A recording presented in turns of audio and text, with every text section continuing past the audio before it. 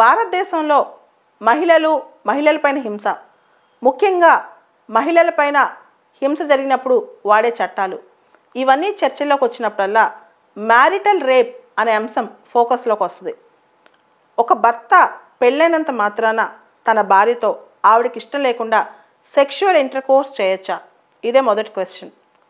భారతదేశంలో ఒక భర్త కనుక మేజర్ అయిన భార్యతో సెక్షువల్ ఇంటర్కోర్స్ చేస్తే ఆవిడకి నచ్చకపోయినా అది రేప్ కిందకి రాదు. మన ఇండియన్ పీనల్ కోడ్లో సెక్షన్ 375 ఎక్సెప్షన్ 2 ప్రకారం వైఫ్ కనుక మేజర్ అయితే ఆవిడకి ఇష్టం లేకపోయినా భర్త సెక్షువల్ ఇంటర్కోర్స్ చేస్తే భార్య కేసు వేయడానికి లేదు రేప్ కింద. చట్టం అదే చెప్తోంది. కానీ వివిధ హైకోర్టులు దీనికి సంబంధించి డిఫరెంట్గా జడ్జిమెంట్స్ ఇచ్చాయి. ఉదాహరణకి గత వారంలో ఛత్తీస్గఢ్ హైకోర్టు భార్యకి ఇష్టం లేకపోయినా ఆవిడపైన సెక్షువల్ ఇంటర్కోర్స్ చేస్తే అది రేప్ కిందకి రాదు.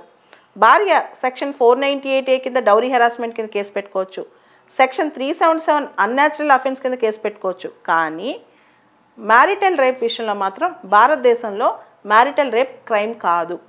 ఓకే, పెళ్లి చేసుకున్న తర్వాత భర్త ఆవిడకి ఇష్టం లేకపోయినా సెక్షువల్ ఇంటర్కోర్స్ చేస్తే అది క్రైమ్ కాదని.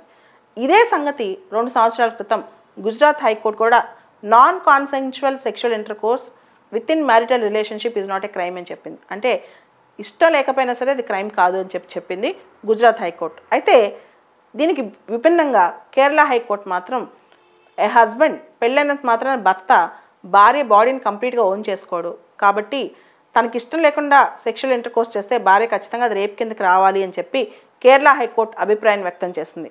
రకరకాల హైకోర్ట్స్ రకరకాలుగా అభిప్రాయాన్ని వ్యక్తం చేస్తున్నాయి.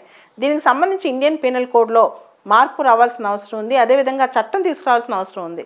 అయితే అసలు ఇండియన్ పీనల్ కోడ్ భారతదేశంలో రాసింది ఫస్ట్ టైం అందరూ తెలుసు బ్రిటిష్ వాళ్ళ టైంలో లార్డ్ మెకాలే.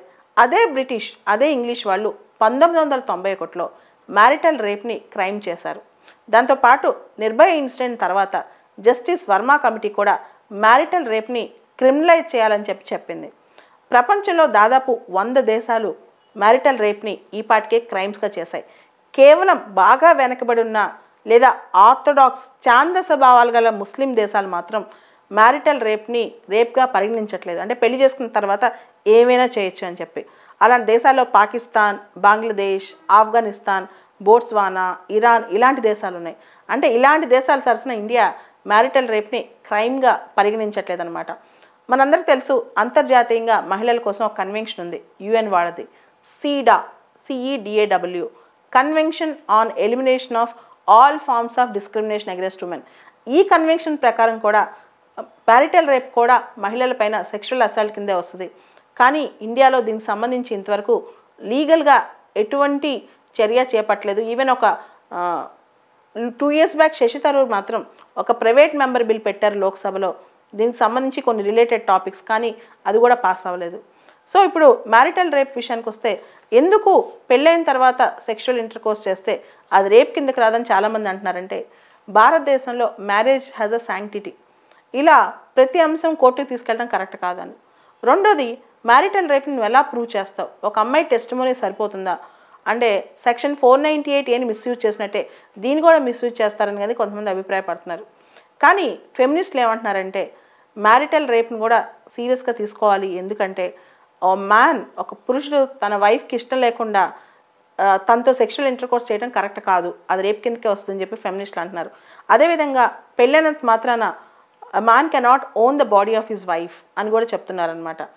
ఇది article 14 right to equality, article 21 personal Liberty, మహిళల యొక్క సమానత్వ హక్కులు, స్వేచ్ఛ స్వాతంత్ర హక్కులకు విరుద్ధం అని కూడా కొంతమంది అంటున్నారు.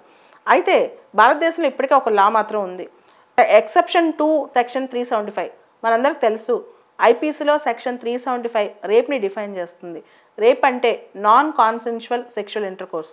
దానిలో ఎక్సెప్షన్ 2 ఏం చెప్తుందంటే ఒకవేళ కనుక వైఫ్ 15 years కన్నా బిలో ఉంటే ఆవిడతో సెక్షువల్ ఇంటర్కోర్స్ చేస్తే అది రేప్ కిందకి వస్తుంది. ఆ 15 yearsని ఇప్పుడు సుప్రీంకోర్టు జడ్జిమెంట్ ద్వారా 18 years చేశారు. అంటే వైఫ్ మైనర్ బాలిక అయి ఉంటే అప్పుడు సెక్షువల్ ఇంటర్కోర్స్ చేస్తే అది ఖచ్చితంగా రేప్ కిందకి వస్తుంది. మేజర్ అయి ఉంటే మాత్రం ఆవిడకి ఇష్టం లేకపోయినా అది రేప్ కిందకి రాదనమాట. అయితే ఇండియాలో టైం వచ్చింది, మ్యారేజ్ ప్రతిదానికి ఇంప్లైడ్ కన్సెంట్ కాదు, మహిళలకు కూడా వాళ్ళ పట్ల వాళ్ళ బాడీ పట్ల వాళ్ళకి స్వతంత్రం ఉంటుందని చెప్పి చాలామంది ఫెమినిస్టులు వాదిస్తున్నారు. ఈ మధ్య అందరూ తెలుసు, 2 సంవత్సరాల క్రితం Joseph Shine versus Union of India 2018 judgment వచ్చింది. దానిలో అడల్టరీ అనేది డీక్రిమినలైజ్ చేశారు. అడల్టరీ డీక్రిమినలైజ్ చేయటం అంటే ఏంటి? ఒక స్ట్రేంజర్ కనుక ఒక పెళ్ళైన అమ్మాయితో రిలేషన్షిప్లో ఉంటే ఆ బయట వ్యక్తికి పనిష్మెంట్ ఉంటుంది. అంటే ఒక పెళ్ళైన వ్యక్తి, ఒక లేడీ ఎవరన్నా అవుట్ సైడ్తో రిలేషన్షిప్లో ఉంటే అతనికి పనిష్మెంట్ ఉంటుంది. ఇంతకుముందు 2018 ముందు వరకు సెక్షన్ 497 వాళ్ళతో సెక్షన్ 497 అడల్టరీ, దాన్ని ఇప్పుడు డీక్రిమినలైజ్ చేశారు. ఆ వ్యక్తికి ఇప్పుడు పనిష్మెంట్ లేదనమాట. సో అలానే ఆ జడ్జిమెంట్లో సుప్రీంకోర్టు ఏం చెప్పిందంటే, పెళ్ళైనంత మాత్రాన you cannot expect everything from the wife అని చెప్పి. కానీ adultery is the ground for civil wrong, divorce తీసుకోవచ్చు కావాలంటే, కానీ ఆ బయట వ్యక్తిని పనిష్ చేసే శక్తి మాత్రం హస్బెండ్కి లేదు లీగల్గా అని చెప్పి. సో అదే అన్వయించినా సరే, just because of marriage a man cannot commit marital rape. ఇది ఫెమినిస్టుల వాదన.